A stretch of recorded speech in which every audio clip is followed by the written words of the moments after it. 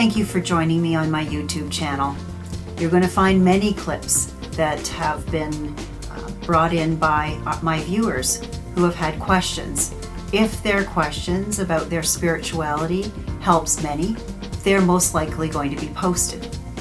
If there's something that you see that you don't like, don't worry about it. Just discard it and move on to the next.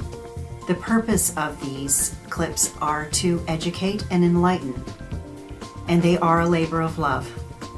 So I hope you will sit back, relax, and enjoy. Thanks for watching. Why do the dead haunt certain places? They are connected to that place because they've lived there or experienced the place before. Usually it's historical spaces, not necessarily always, but historical places do have a tendency to be haunted because it has the history. And ghosts show up because either A, they love the place and they don't want to leave, or they are in a continuous loop. And those are more an experiential setup. In other words, let me give you an example. You can't interact with these kinds of experiences. So where I live, Niagara-on-the-Lake is probably one of the most haunted places in Canada because it's historical. It was around in the War of 1812 and all that.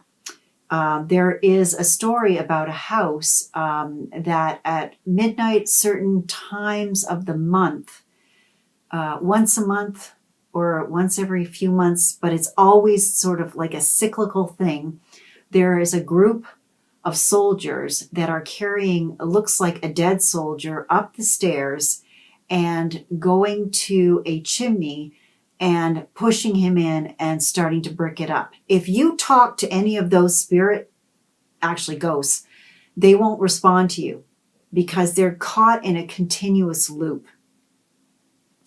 The intelligent spirits are the ones that are actually, I have to say intelligent ghosts are the ones that you can interact with. I heard another story, Niagara-on-the-Lake again, where there was a group of students that were staying in a house. It was like student housing for them. And one of them used to play chess with a ghost. So because there was intelligent interaction, whether it was verbal or physical, that is a ghost. Why are they there? They like it. They don't see the need to pass into spirit. And they know the house. They like it. They stay.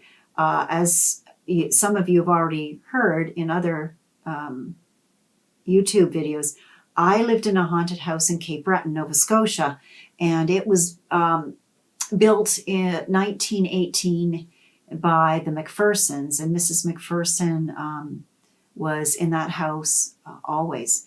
Her husband used to be a surveyor on the roads. He was the one that actually helped build roads in Cape Breton, and he was gone a lot. So this was her home. This was her sanctuary, and she and I lived side by side. As long as I respected her space, she was happy. There was one night she wasn't happy, and she banged on the floor because we were renovating our home. And I said, Mrs. McPherson, if you don't let us renovate the house, it's going to fall down. And I never had a problem with her again. I heard her clanging and banging in the kitchen because she was at her cook stove. But, you know, she just was happy. She wanted to be there, and it was not a problem for me. And that's why ghosts like to be in their space. They are held to it by fond memories. There are also situations where it's been a traumatic death, and that holds the spirit to there, like wars, people who've died in wars. There are ghosts that wander the fields. Those who have had traumatic deaths, like beheadings, they tend to be, in the Tower of London or wherever they were beheaded. They wander. So it has to do with traumatic death as well. So there are various reasons, but there is a connection to the place that they're haunting.